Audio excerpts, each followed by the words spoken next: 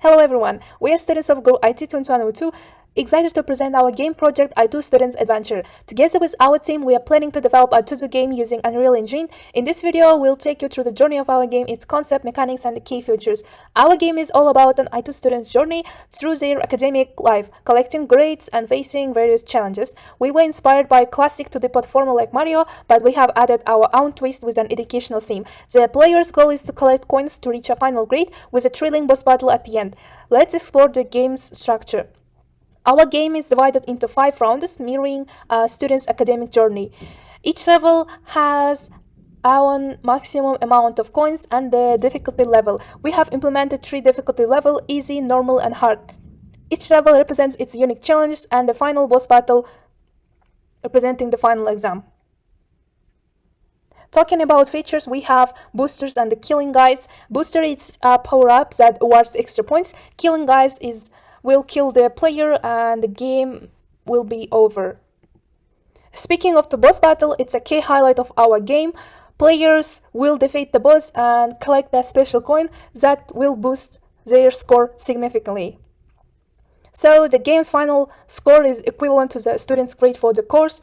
The storyline revolves around passing a discipline and collecting grades to graduate. So let's move on to the demonstration of our progress. So let's talk about our assets. Assets that were drawn by me were drawn in the application named Krita. It's very user-friendly and easy to navigate.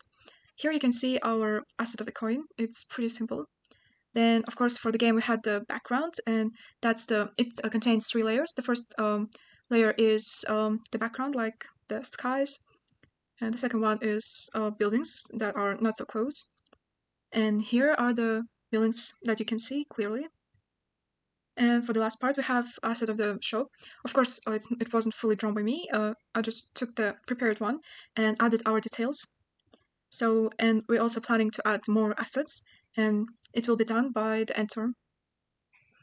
My name is Mariam, and this is our game. So let's talk about the code. I have downloaded the online assets and also used most of the assets that was created by Arjan. For using these assets, I made the tile map of 19450 that will be useful for the future levels, but now we have only one level. And for creating this level, first of all, in the base, I have used the necessary blocks in order to make the level. And for colliding these blocks, I added each block that it was necessary, added box. So as you can see, they are colliding that are shown as blue. In the output, also I used the background that was provided by Arjan in order to make it look as I2 background. After that, I have used the decorations. Some of the decorations are not colliding. Some of them, there is colliding with them as an obstacle. In our game, anti-aliasing method was set to none, and also as you can see in the lead and unit, there is a change in the view mode. So I have changed some visual effects in order to make sure that it is suitable for our level. So now the main thing is a blueprint of the player, of the character. I have created the paper character blueprint. Here, as you can see, there is in the sprite, we added our character that is moving. How it was made? It was made by adding the textures in the flipbook, which makes it look as it's moving. I have adjusted the frames per second here. After adding this character to sprite, I have adjusted the capsule itself in order to make sure that it's not waving on the back, on the blocks, and stands normally, as you can see. After that, I have added spring arm. Spring arm is a chest holder for camera that is need to be placed 90 degrees to the character itself. After that, we can also enable camera lock in order to make it more like in the 2D games. After that, I have adjusted camera itself because of the fact that projection mode should be orthographic in the 2D games, not perspective, because of the fact that if background will be moved forward or background, it will be seen in the perspective, but not in the orthographic. So before spawning this character here, we need to, in the blueprints, create a game mode and player controller. In the game mode, we will make the player controller class as player controller and the default pawn class as a BP player in order to use them. So after that, it's amazing that in the world settings, we need to make the game mode override as a BP game mode that we have created. This is the play start in order to spawn the character itself. And as I said, these tiles already have the colliding. Because of this, while spawning the character, it will not fall down. So after that, for moving the character, we have created the mapping context and also actions as input actions as jump and movement. As you can see here, the movement and jump inputs of actions. In the movement, we have created the added keys as D, A, and right, left. They are necessary to move right and left. In D, we don't change anything, and in A, we change it to negate modifier array element in order to move opposite side to the left. And with the right and left, the same. In the IA jump, I have used the spacebar and W as jumping And also made the trigger element array as pressed because of the fact that it should only jump when it's pressed. So also in the movement, we need to make actions in the axis 1D because of the fact that it's 2D game and it's only moving in one dimension. So now the main thing is going to the event graph of the blueprint of player, and now make the logic of movements and so on. For that, when the game is beginning, you need to get control by casting it to the blueprint of player controller. So by that, we will also connect with mapping context, and here's the subsystem of enhanced input local player for which will be helpful for further movements that we will make. So here is event called enhanced input action A movement, which made by this enhanced subsystem. The logic is simple. We need to trigger first of all the add movement input by getting the actor forward vector. For it will move, but we need to set flipbook of running of the character. Therefore, we are setting it to flipbook run. But then we are checking if it's zero, more than zero, or less than zero. It's necessary in order to make rotation of this flipbook because of the fact that if we will move to the right, flipbook also showing that it's moving to the right, but we need to rotate this flipbook to the left while moving to the left. So therefore, by checking this true or false, we can rotate or not rotate this flipbook in order to show the running process. And also we need here, after completing that, setting flipbook to idle, which is standing, because of the fact that it should not still running while standing in one place. This is jumping of variable will be later explained. First of all, we need to go to this AI jump enhanced input event.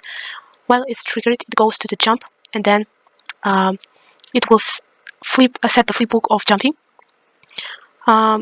Here, the set looping is necessary in order to not loop as a running because of the fact that it's jumping. And here we need to check also should get the velocity. As you can see, the vector z is important because of the fact that while jumping, only z vector is changing. Because of that, if it equals to 0, then condition true, and we need to again set the looping, and play it. After that, setting flipbook of standing. As you know, while jumping, when it starts jumping, it is still 0, and because of that, we need to make delay for calculations. Delay just with 0.1. And then if it's condition false, we need again make a delay to have time to check if the condition is changed.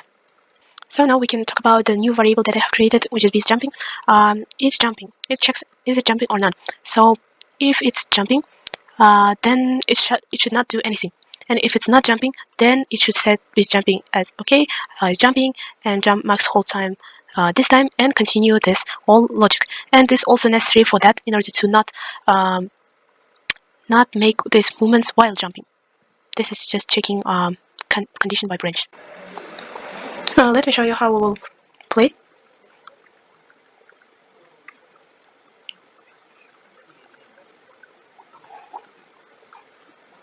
So if we will fall, it will make to restart, and we can again play the same level.